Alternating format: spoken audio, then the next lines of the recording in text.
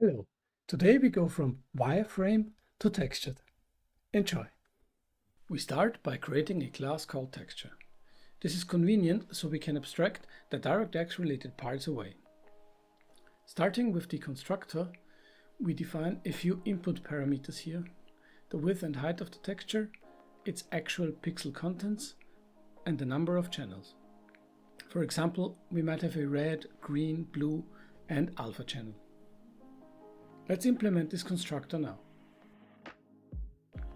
I am starting with a local variable which should hold the actual DirectX texture object, but soon decide to make this a private field.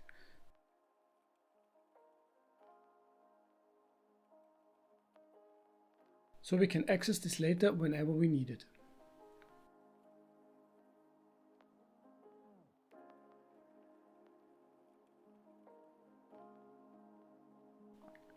To create a texture within DirectX, we must give it a description with all the needed information.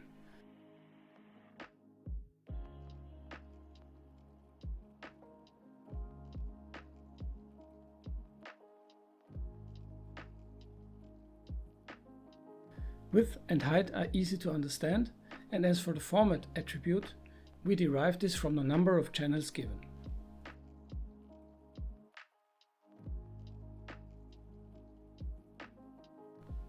We can make a small, little convenience function which provides us the correct DXGI format, based on the channels of our texture.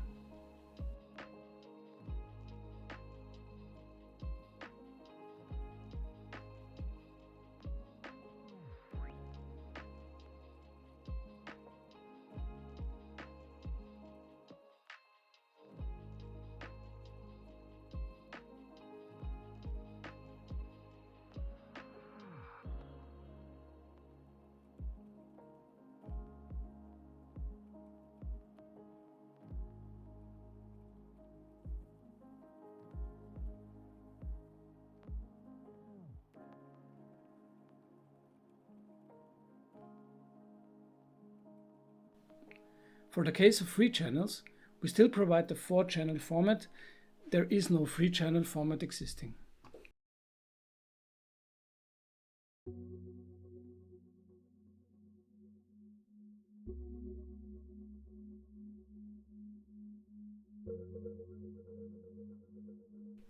We then add the declaration of our new function and we are ready to use it.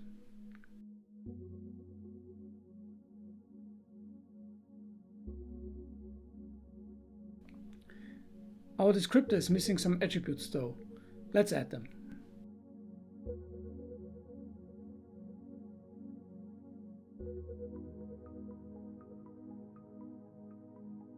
We declare the texture to be not accessible by the CPU. The miscellaneous flags are 0, and as for the MIP levels and sampling, we set everything to basic default values.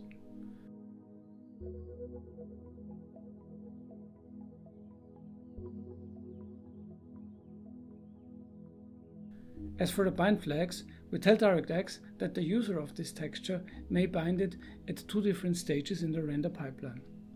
1. Reading from it in a shader, and 2. Writing to it during a render pass. For now, we will only use option 1. Next comes the actual data. We check if the caller provided us with pixel data, otherwise this could be an initially empty texture, which is also totally fine. In case we have pixels, we fill out the initial data structure to pass it on to DirectX. The pSystem attribute is just a pointer to our data. We set it to our pixels directly. Now for the system pitch. This is the width of the texture in bytes, and we multiply the width in pixels by the number of channels. The mem slice pitch can be left to 0. Next, we want to make a call on our device, but we do not have access here. So I add a reference to our renderer class into our constructor arguments.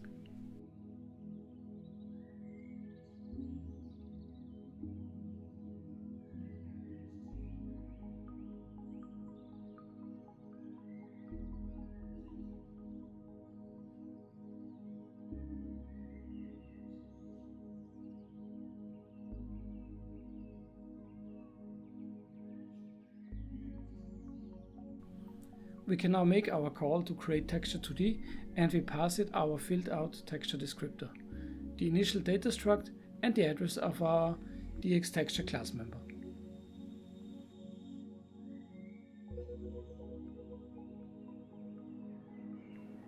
We assert a successful execution and move on.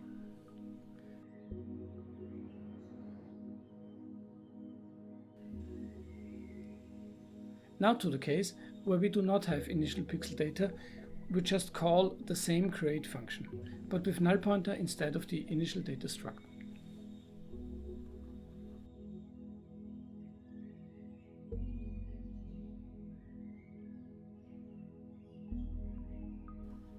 On to another important piece for textures, the so-called shader resource views.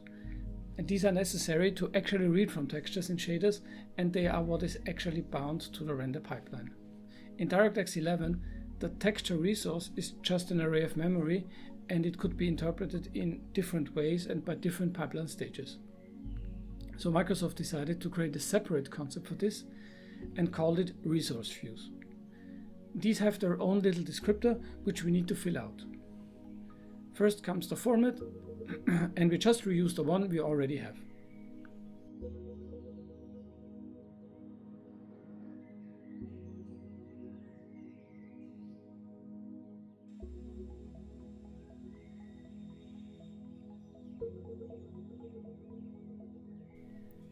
The view dimension is just a texture 2D. For most detailed MIP, we set level 0, as we do not use MIP mapping for now. MIP levels equals 1 tells this to DirectX.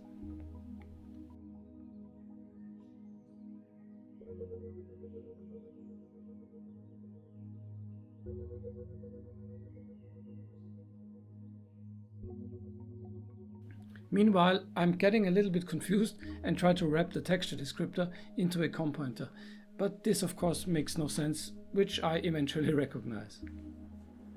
What I actually wanted to do is to make our DirectX texture object a COM pointer.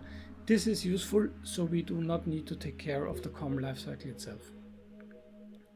I've not yet gone into detail about the COM or COM API, as this would be too much of a tangent now. The relatively modern COM pointer abstraction is a nice convenience wrapper, which we will use. We make the shader resource view also a COM pointer now, and we can then call the create shader resource view function on our device.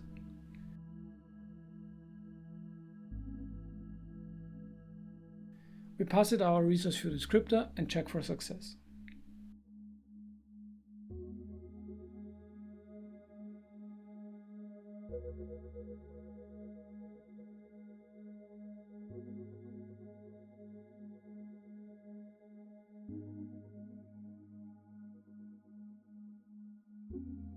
I then remember we will need to bind this shader resource view later, so I make it a member variable so we have it safely stored within our texture class. After some thinking, a new constructor is created, which just takes an image file name.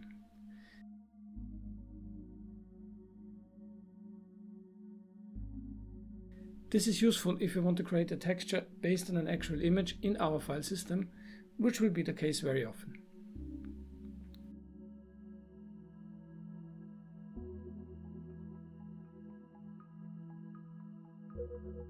Implementing this additional constructor, we are making use of a new little library.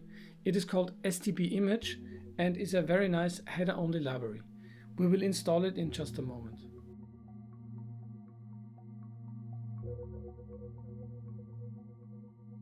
For now, we continue with a function called initialize, which has all the common functionality, so both constructors can call it.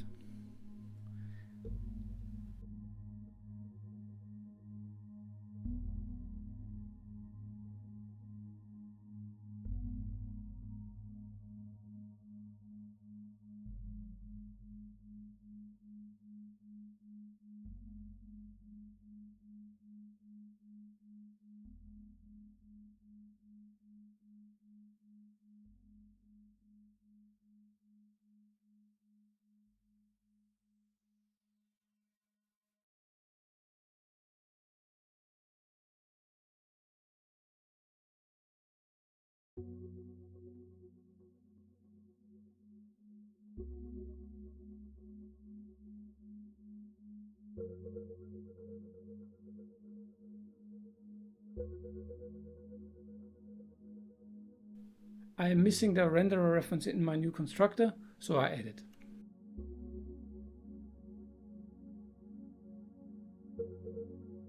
I will show you quickly how to install STB image now. We navigate to the GitHub repository.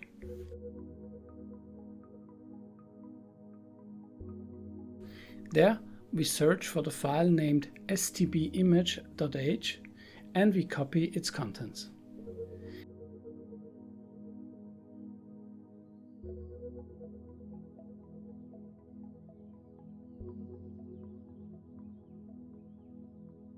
We paste these contents into a file in our workspace and we are good to go.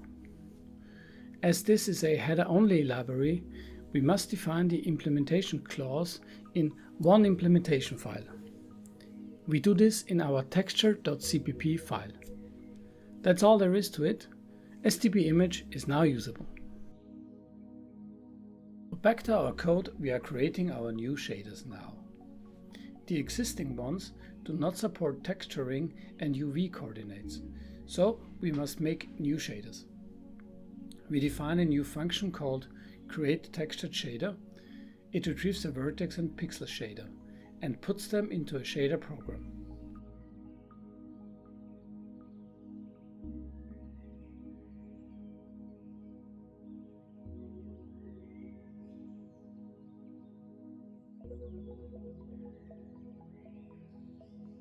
Now the actual new shader code comes next. We can build on the existing vertex shader and we add a new output attribute, the UV coordinate.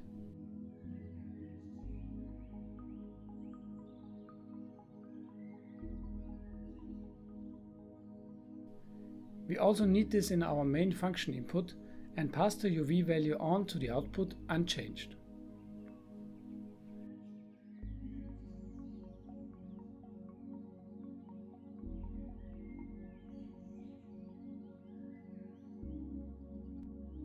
Next comes the pixel shader.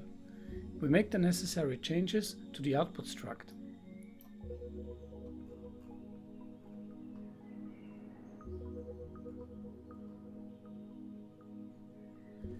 And we add references to our texture and assembler state.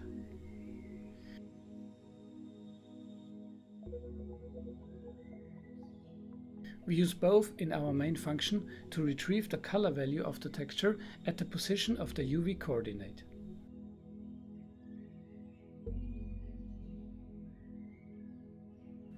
With the shaders finished for now, we want to load an actual texture from our game.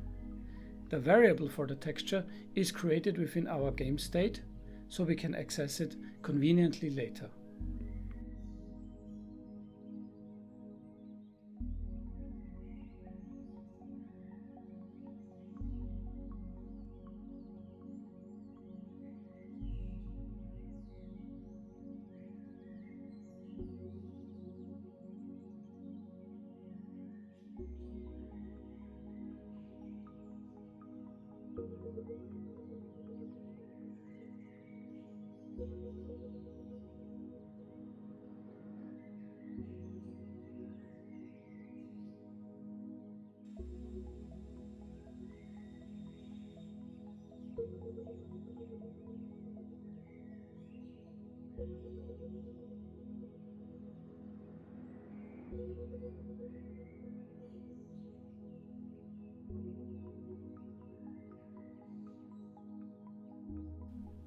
Our model importer must also be adapted. We check if this mesh has UV coordinates, and if it has, we must read them.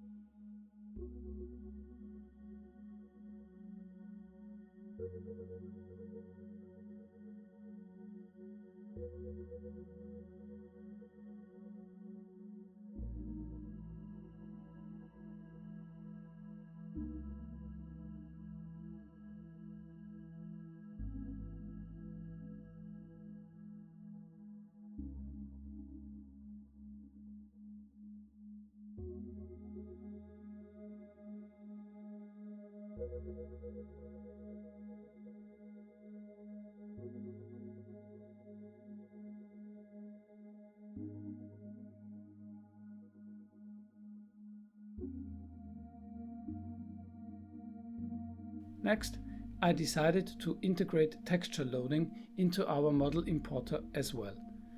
This is very convenient. Models which already contain textures will have them loaded automatically. The material name is stored for later use, for example, to see it during debugging.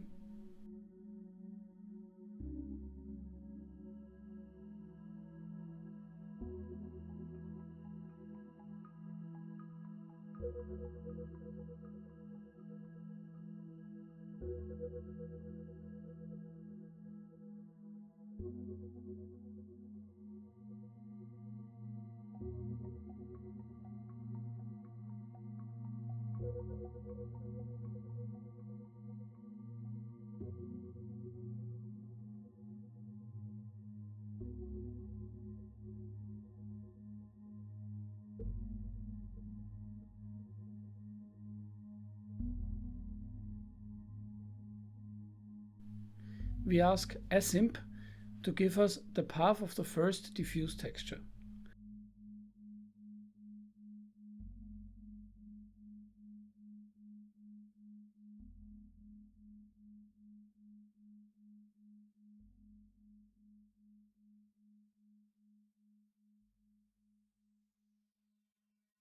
By parsing the returned path, we can find out if this texture is embedded into the exported model file. If this is the case, we then retrieve the actual texture and check if it is compressed.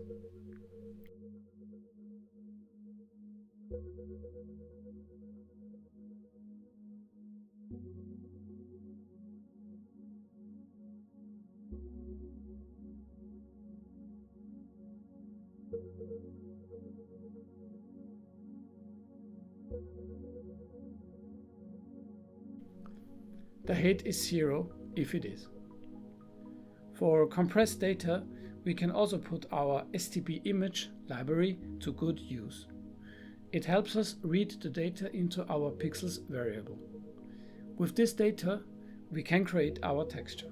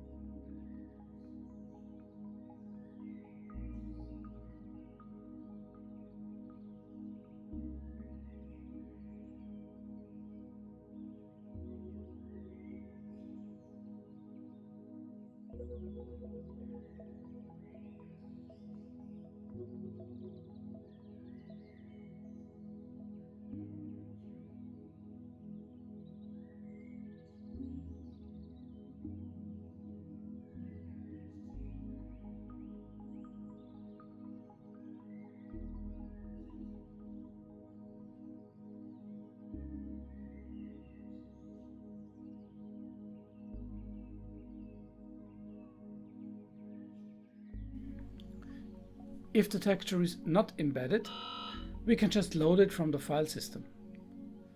We have a texture constructor already available for this use case.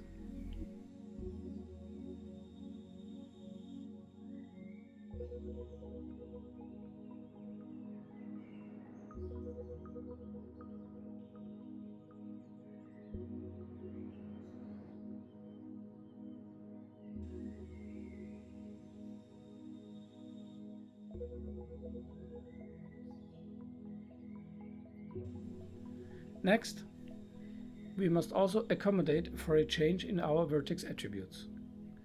We are no longer only passing the position, but also the UV coordinate. For this, we must create a new input layout description which contains both position and UV.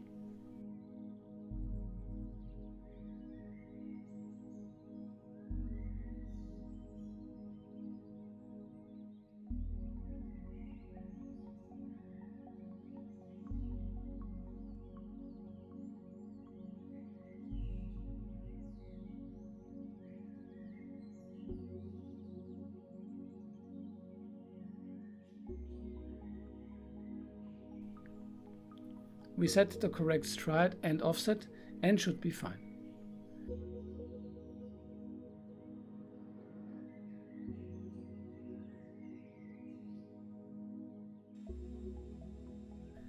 As we must use this input layout during rendering, we store it in our game state.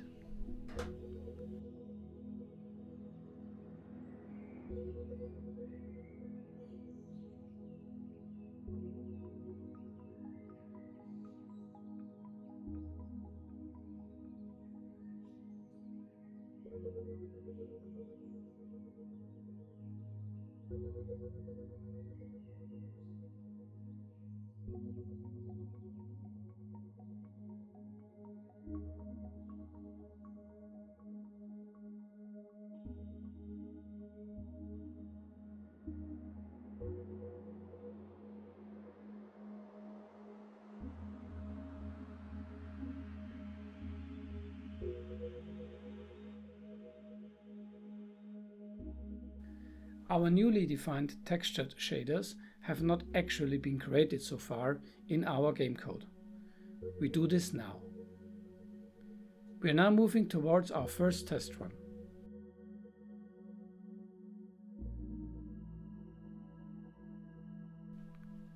In our doFrame function, we prepare our rendering logic for textures. If the mesh has a diffuse texture, we must change the shader and input layout binding.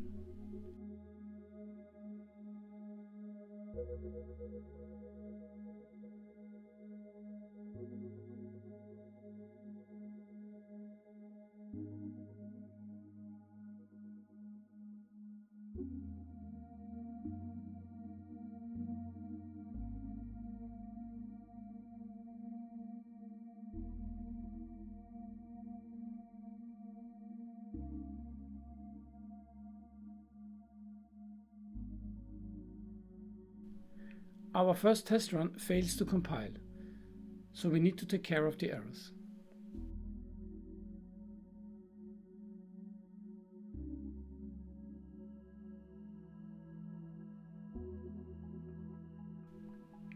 Most of the errors are types and missing declarations.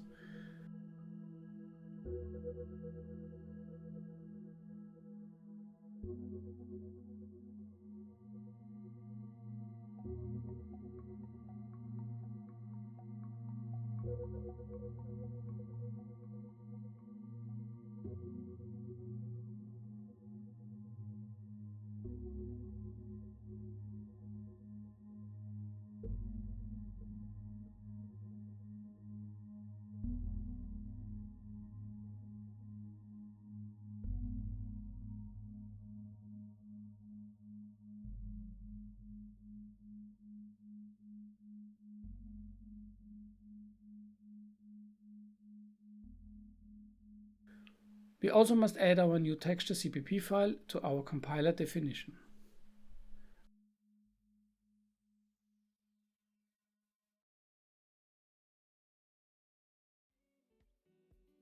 Almost there.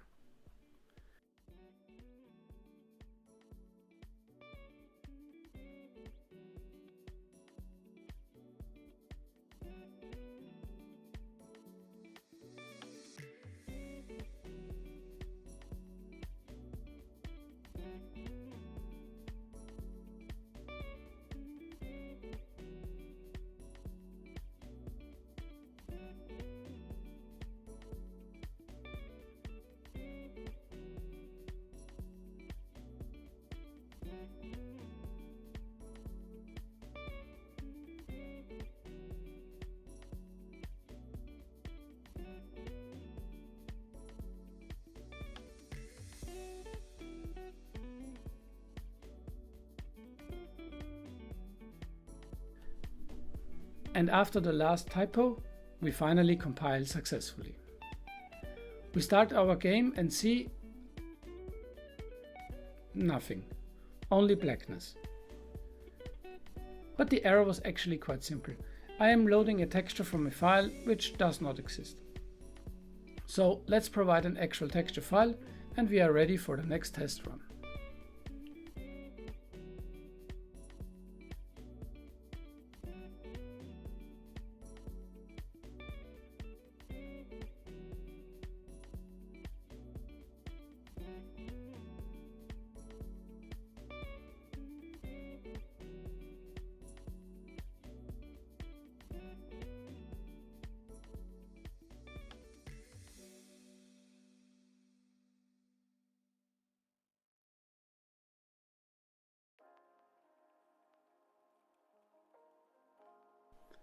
We check that texture generation is now working, but we still only get an empty background. Nothing is rendered. Where is our model gone?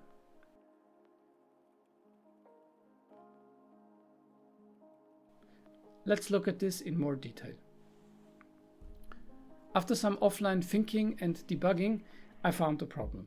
Our importer created the vertex buffer for only holding position data. It was simply wrongly sized for data which actually also contains UVs.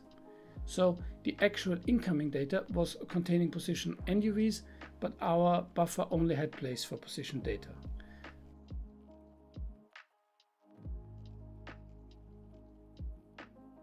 This messed everything up during the render call.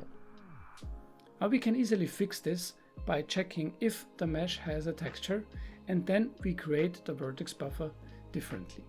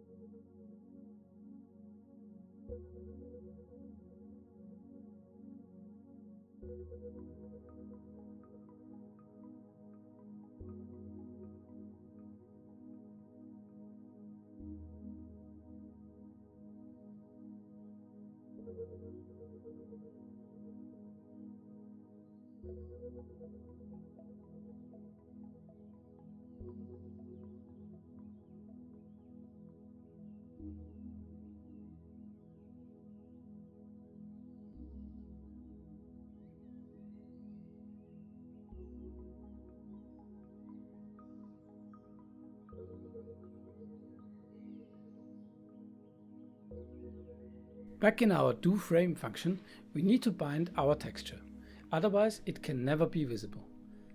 The bind texture function is not yet existing, so we create it.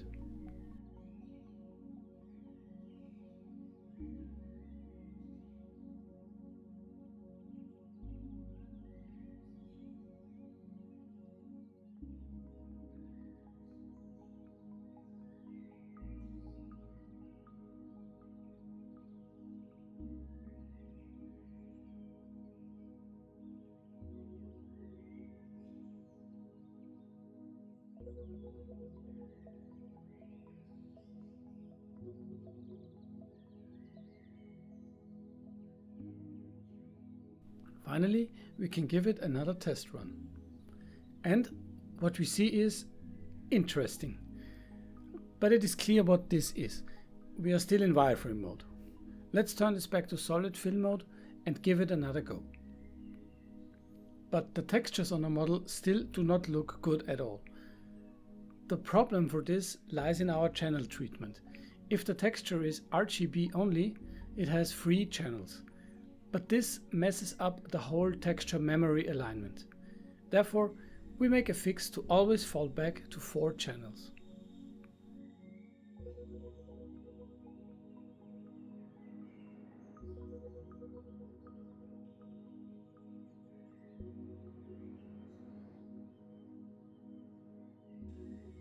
The texture looks better now, but not yet correct.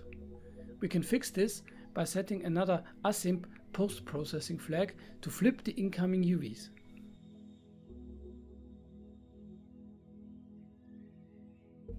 This does the trick. Now the textures are totally fine. One final thing though, the model is facing in the wrong direction. We can quickly fix this by applying negative coordinates on the X and Z values of the incoming model. And now look at that. The model is now facing in the correct direction and it is fully textured. We have come a long way in this episode. Please leave a comment if you have enjoyed this pace or if it was too fast or too slow. Any other feedback is also highly welcome.